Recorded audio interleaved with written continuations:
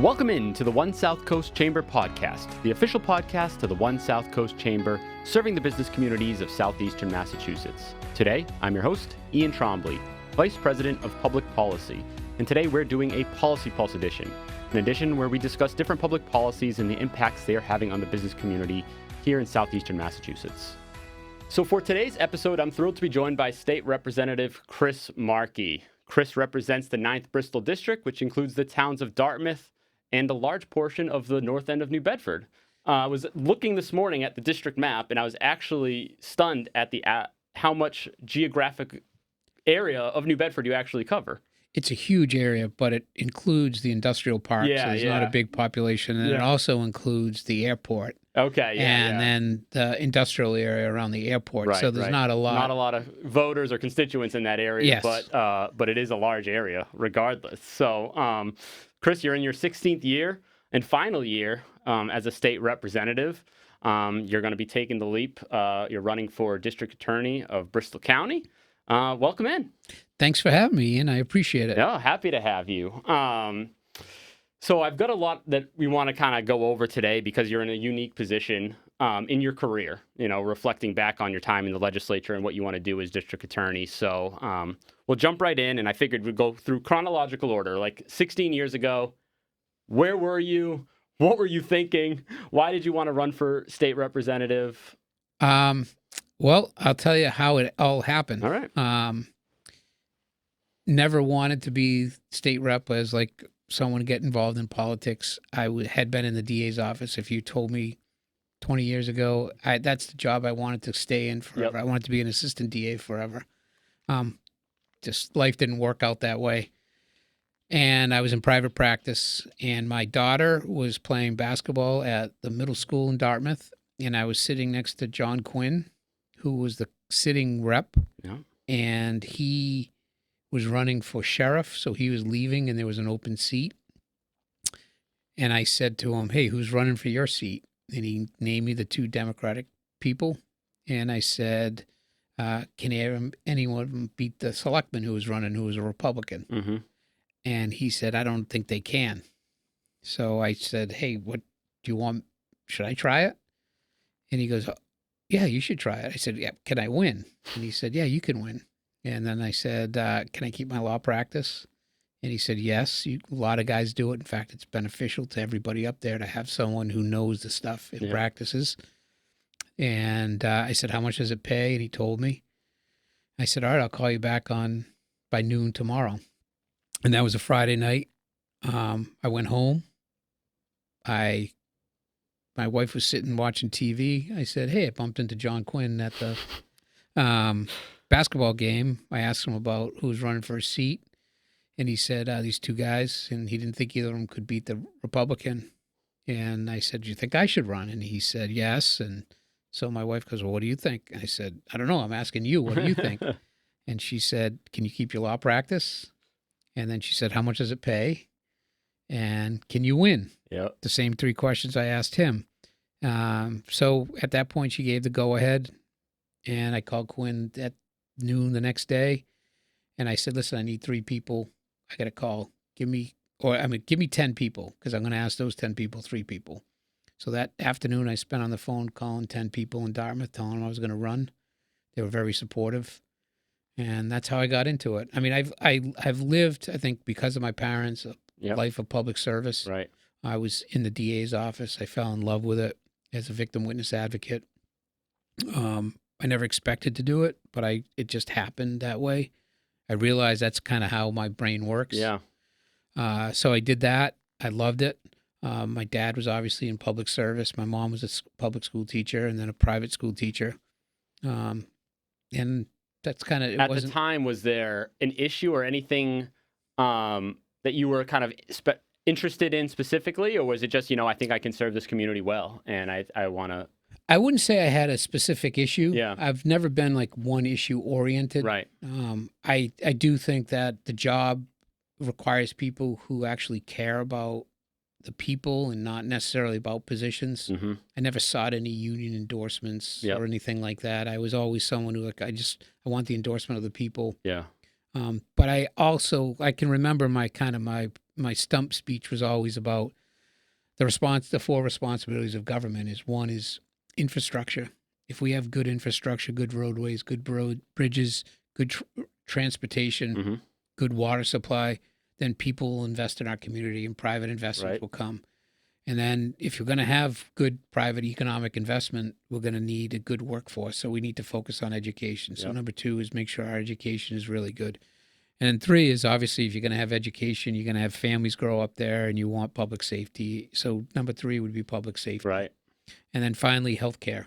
I thought that if you want a workforce, you want them healthy and you want to make sure that you have the opportunities to Right. have doctors available and all of that in the area.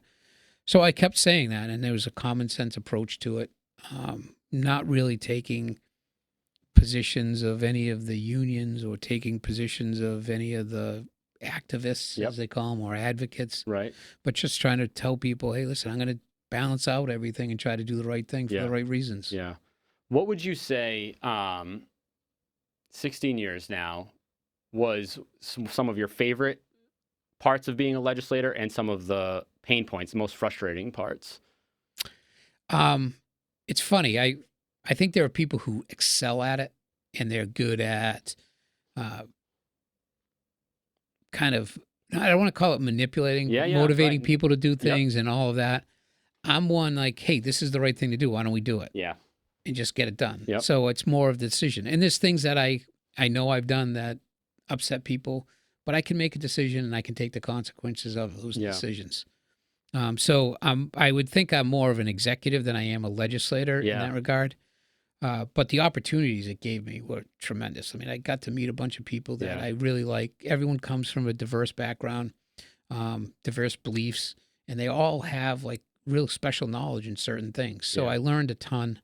And I think they learned a ton from my experiences doing criminal justice. I was really involved in the criminal justice reform stuff. My first term, I just told this story the other day, is my first term. It's November. We're doing this bill about 3 strikes and you're out on criminal justice. Okay. That you get 3 felonies, that you've gone to prison for 3 years or more. On your third one, you're out. You get the maximum sentence. There was a big concern from the Latino Black Caucus that, hey, this is going to be disproportionately affecting the minority community, and they were looking for an answer to resolve that. Yep. Because these people are going to go to jail for life. Yeah. Right. And so they were looking for an answer. The head of judiciary came in and asked me a couple of questions. And I said, oh, this is an answer.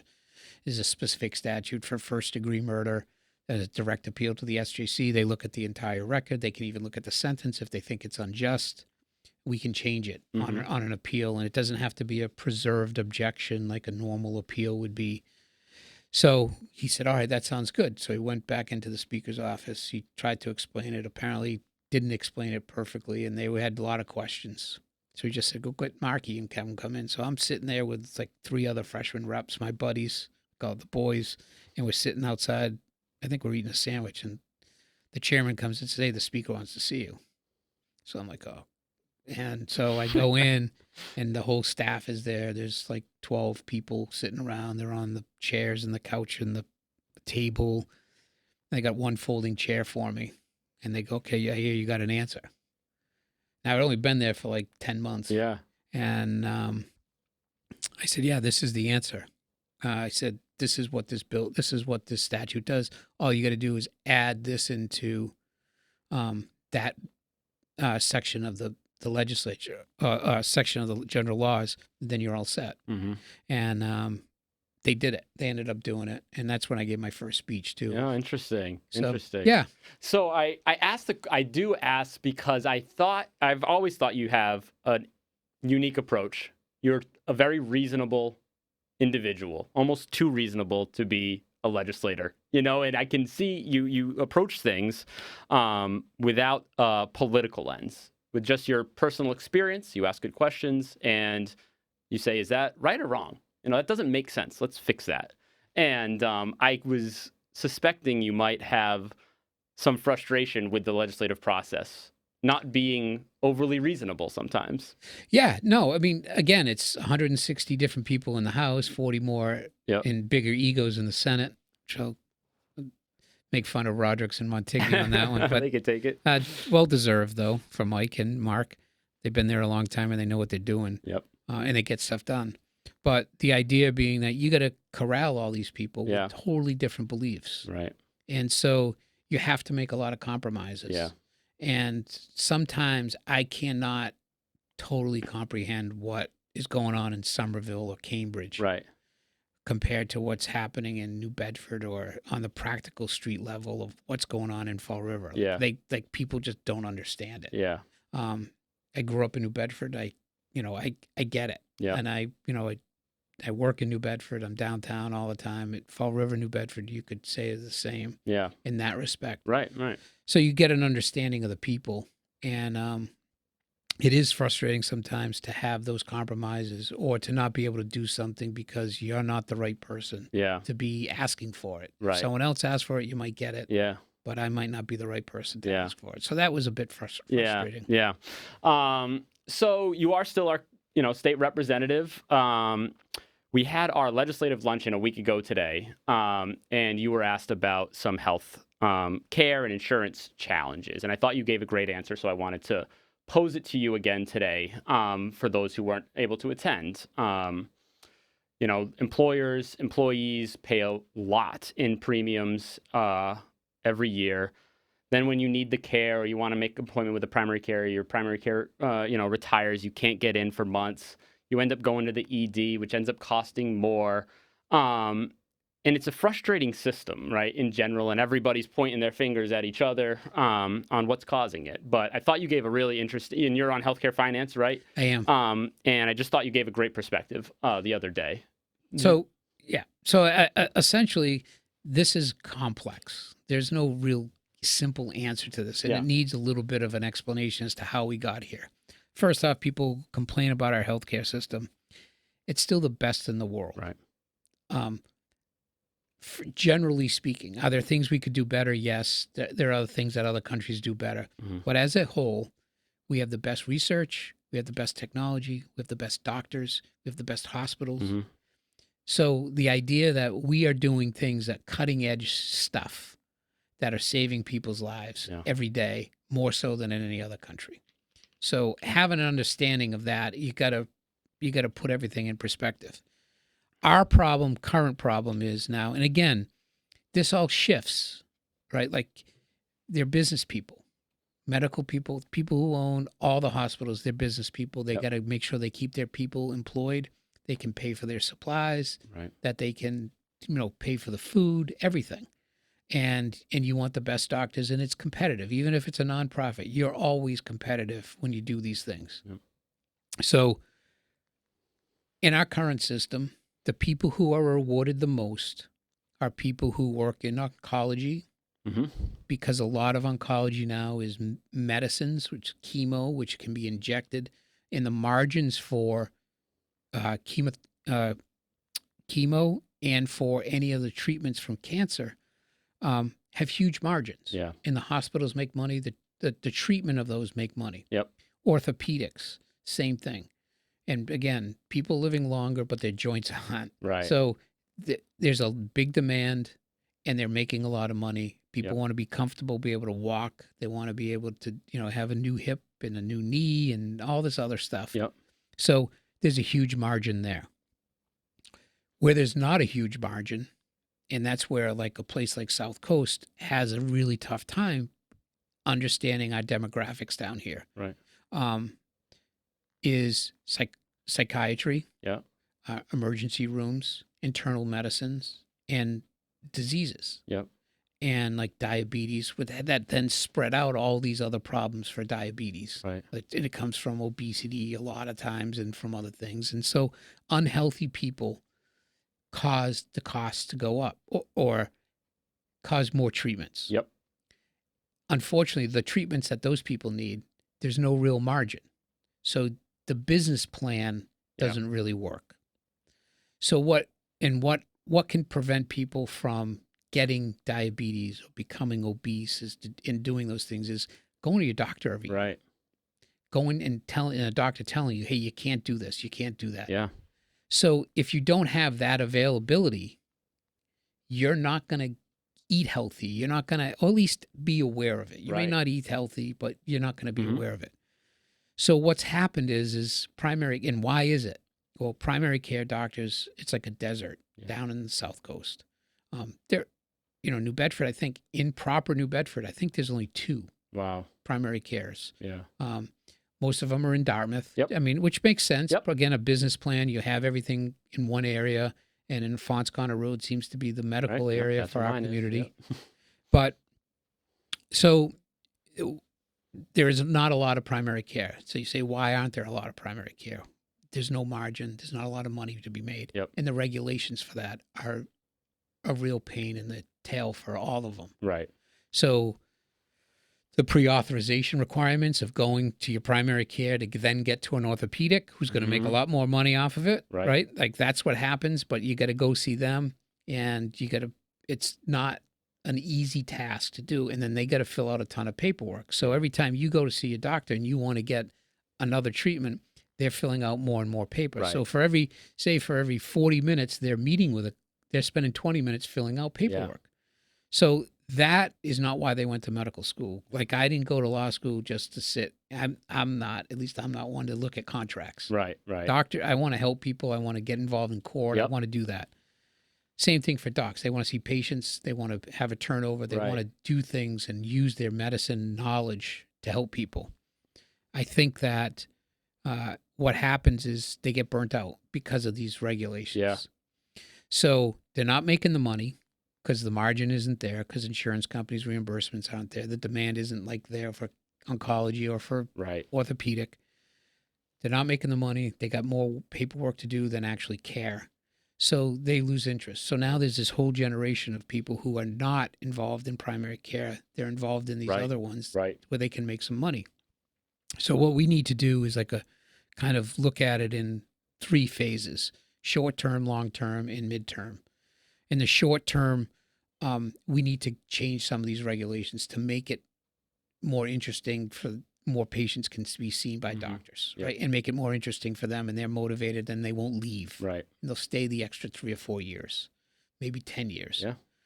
Then midterm is trying to get people who are in medical school focused on primary care. How do we do that? We do loan forgiveness, just as we do in law school at UMass. Right. We do a loan forgiveness for public service. Yep. And then on kind of the long term is trying to motivate younger people who are thinking are in high school, thinking about medical school, that get them focused on early on in a primary care facility. Yeah. Get them to actually work there, get them to see what they can do, and understand the business part of it as well, and say, hey, this is where I want to go. Yeah. Yeah. And get the best and brightest to do that.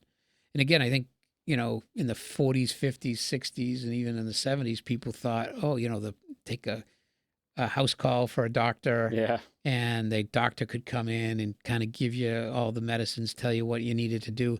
And I think that's the kind of the romantic idea of a primary care. Yeah. It's not like that. Right. It's not, it's not a trading or barter system where you can get some nice steaks for going in and doing a checkup. Right. It's actually, working more centralized, more business-like, and again, trying to remove those regulations can only help. Yeah, and it's interesting because primary care, you think about it with the work-life balance becoming more popular, the structure of a primary care, the idea of that sounds enticing.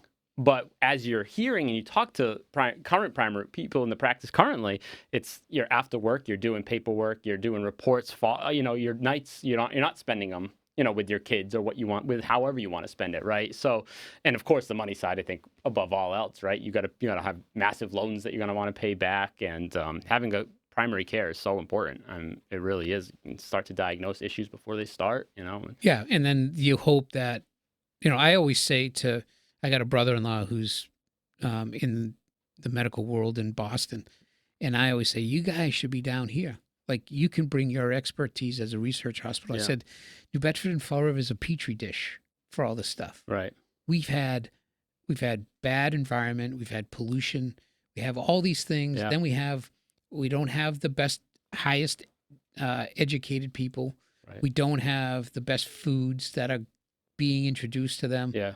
We can actually like use all of these things that cause a lot of these Right. illnesses, and you could actually research it and actually help everybody Yeah. by doing that. Yeah. But again, it's the margins, it's getting money and finding the people who can research these things. Yeah, yeah. And while we're on the topic, before coming here, I was at Charlton. My dad had surgery this morning. Went very well. So I want to give South Coast a big shout out for providing great care, as they always do. So Yeah. we're fortunate to have them. But going back to the business side of it, they're competing with Boston hospitals and Providence hospitals that have different models and, education schools and, So that's one of the things that's, I think South Coast has found its niche. It's found its way, and it stays, I hate that line of staying in its lane, but it understands who they are. Yeah. That's what I think when you say staying in your lane, I think like I understand who I am, what I can do, what Yeah. I can't do, and I know my limitations, and I'm confident in the abilities I have, but I'm also not willing to try to take a risk on something that is not Right. worthy of it. Right. And I think South Coast has done a very good job of understanding who they are. Yep. And I think if we had more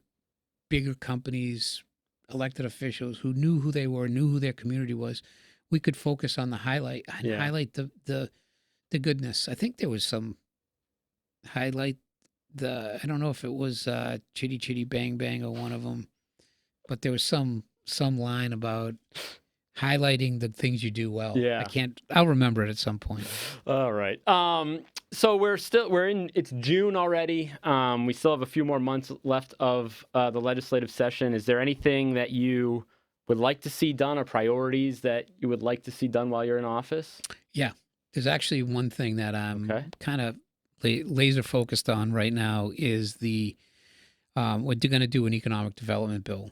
Okay. And part of it is this idea of low carbon fuel standards and credits for that. Okay. And those are standards that would be created by DOER, and they would say if you release this X number of carbon over, you're going to be taxed on it Okay. as a company, and if you keep it below that, then you're going to get credits for it. Okay. And with those credits, you can actually sell them back to the company that's not doing well. The idea of it is that, again, if you talk to someone who's in business, there's a cost of doing business. Right. And energy costs are one of them. Mhm. Trying to always make things more efficient is what they want to do. And they Right. balance out the investment in the capital to make it more efficient, and then also the cost of what it is now. And if we can invest and we can incentivize the behavior to get rid of the fossil fuels that they use and get cleaner energy and less carbon, what that would do is then they could invest into changing the way they manufacture it, doing different things. Yep. What does that mean? That means job, because they're investing in capital and they're doing things that are a little bit different. Yeah.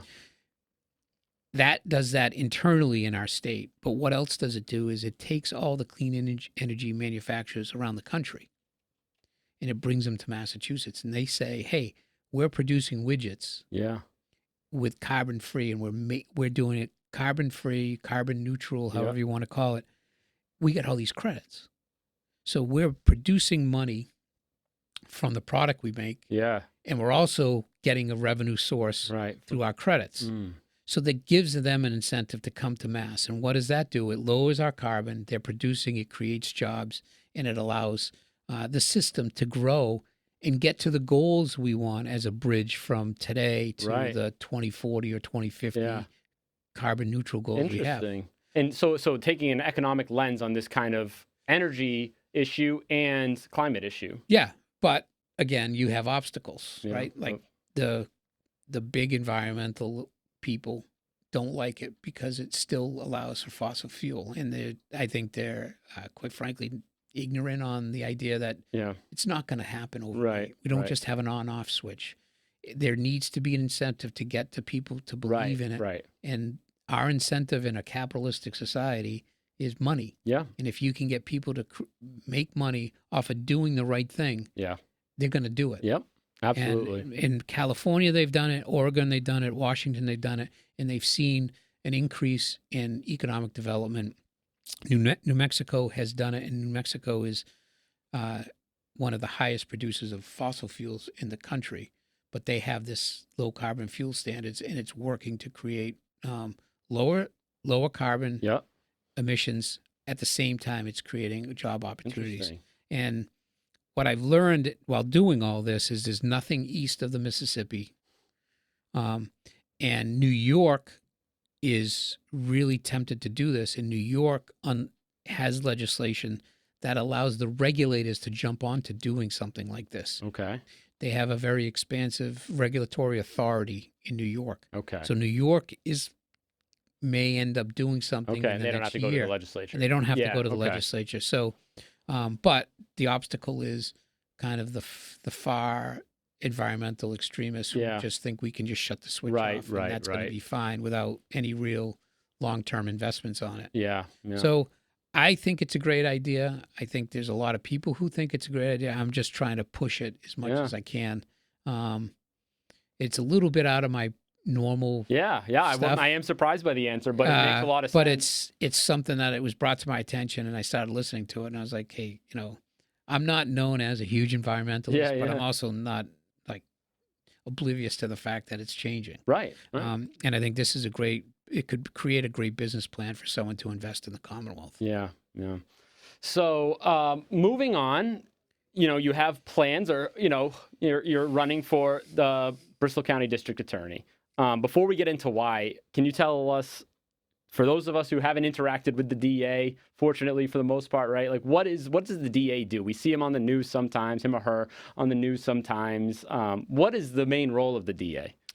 So the main role of the DA is it's statutorily created, and it's the attorney who represents the Commonwealth in every county, and they prosecute criminal cases, and they represent the government. So when a criminal case happens, it's not a crime against the individual. It's actually a crime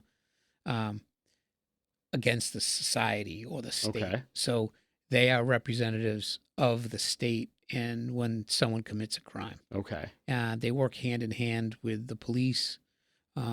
But more importantly, like the biggest thing is they are responsible. The DA himself is responsible for unattended deaths. That's a statutory authority. So if someone dies in their home, whether it be from anything from an overdose to a homicide, they attend. An industrial accident, they attend, just to make sure that, again, they work closely with the medical examiner's office, just to make sure that there was no foul play. And to help determine the cause of death. Okay. So if there's a murder, for example, the police show up first, or the first responders are there on scene. At what point does the DA's office actually get handed something or get involved? And when in the real world situation where there's a crime has happened, and it gets handed over. Sure, immediately. Immediately. Okay. Yeah. So they show up. There's a homicide. There's an unattended death. The local police call it the CPAC unit, the Bristol Detective Unit from the DA's office, and they're responsible for the investigation of it. Okay. So they'll go right onto scene. They'll go right from the office. Just 2 days ago, there was a horrific homicide, 2 homicides in Fall River. Right. The DA's office, and I say the DA's office, the state police were there immediately. An on-call assistant DA goes out to the scene as well and helps with legal matters, assisting in search warrants, assisting in interviews, making sure the interviews are conducted in the proper fashion, making sure they're videotaped, all these things that can only help the case. Yeah. And it's not only building the case, it's also eliminating the defenses. So I assume this case that happened, this was horrific, that happened on Etna Street, would be a case that you show up at and you realize it's the horrific nature of it is bad. They caught the guy actually running away. Yeah. It's going to probably be a mental health case, meaning he's going to try, I would assume, to argue that he had a diminished capacity and that he's not guilty by reason of insanity. Yeah. But one of the defenses in that is not to appreciate the understanding of what you were doing. In this case, it's going to be tough for him to be able to do that because he's running from the scene. Right. Right. So he knows he did something wrong and he's running from the police. Mm-hmm. So the idea, if he stayed there over it and he's got the way he looked, apparently, Yeah. you could say, hey, maybe he's got a problem. Right. He's crazy and all of that, but he's trying to run and hide. Yeah. And so he's aware of what he did was wrong. So it's going to be a difficult case in that respect as a defense. But Yep. you want to make sure that's all documented. You want the video. You want the police report to be written to focus on that as a defense. Right. To eliminate that. Anticipating what the defense might be. So having that, all of that is really important. Yeah. And most importantly in this whole thing is also having the state police have a good relationship with the local police to work well together. Yep. It's really important. The local knowledge of Fall River is known by the detectives. Yeah. I remember a case distinctly where it was like around Thanksgiving, 1998. I mean, not Thanksgiving, New Year's. And we believe that the suspect had dumped something in the trash on 5th Street. And we're like, oh, we gotta figure out, when does the trash get picked up? And Tommy Chase, a detective, a legendary detective, yells out, oh, it's on Wednesdays. Like he knew exactly when the trash day was in that neighborhood, at what time of day it was going to be.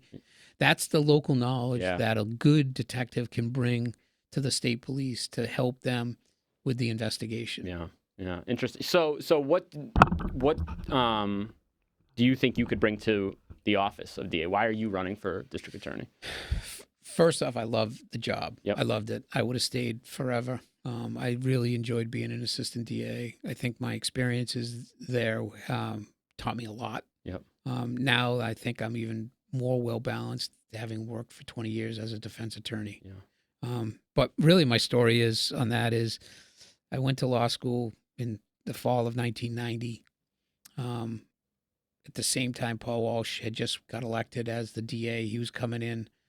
I was going to law school at night. So I started working as a victim witness advocate in January of 1991. And I worked there full time while I was going to law school part time. And I was expecting when I went to law school, I'd work at my dad's law firm, which was real estate. Never expected to fall in love with the job. And then I did.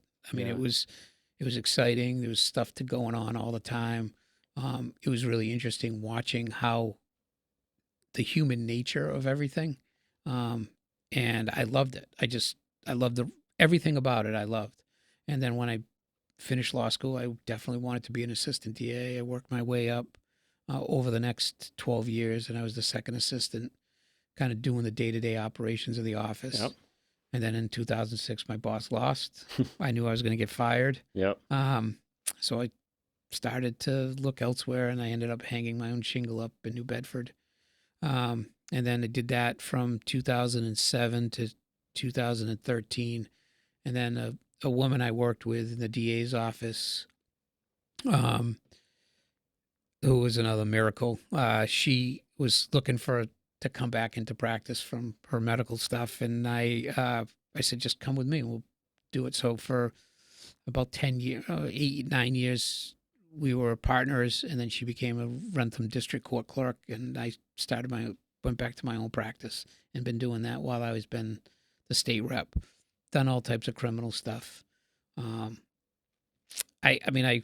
feel like I'm prepared for it. My experiences make me unique to this. Yeah. I think the political side of things have been a blessing too, to understand some of the things and have an appreciation for a lot of how the criminal justice system can impact people on a very general way up at the legislature, but also handling cases as a defense attorney, very individual way. And then also how the criminal justice system can affect witnesses and victims when I was in the DA's office. So I really think that I'm prepared for it. Yeah. I know what I'm doing. I've tried cases to 12 people in the Superior Court dozens of times, done murder trials, done significant child abuse cases, habitual offender, career criminals. Yeah. Well, it's a unique because you're a defense attorney. In the example you gave, I'm putting it all together right now. You're a defense attorney, and the example you provided earlier, as a prosecutor, the first thing you would do is think about what you would do. right? If you were going to be the defense attorney, which is an interesting. And I'm not familiar with this world. I work with on the legislative side of things, right? But that's an interesting take on like the first thing you would do is think about what would I do if I was a defense attorney on this case? Is that, would you say that's standard, or is that an unique thing that you might bring? I think it comes. I think it comes because you have experience. Yeah. Right. Like where do we learn our best lessons from is when we messed up. Right. So I know like the mantra would be corroboration. Yeah. You corroborate everything you possibly can through independent evidence. Anytime you can get a video, anytime you can take a picture, anytime you can do any of that, you want that in your investigation. Why? Because you want to be able to show a photograph. Like, a patrolman goes to a domestic, there's a chair flipped over, there's a broken vase, there's spilt milk.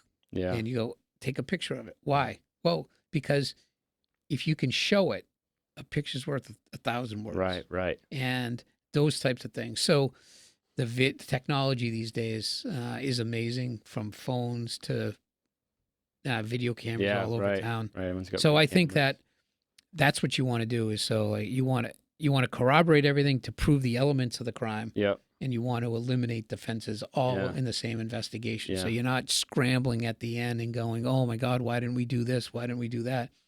And then it doesn't come out right because it's stuff you should have done before. Yeah. And I think that's the important part of that, is having an understanding of that and where your potential weaknesses are. Yeah. Is just as important to understand as it is to deal with what the strengths are. Oh, it's interesting.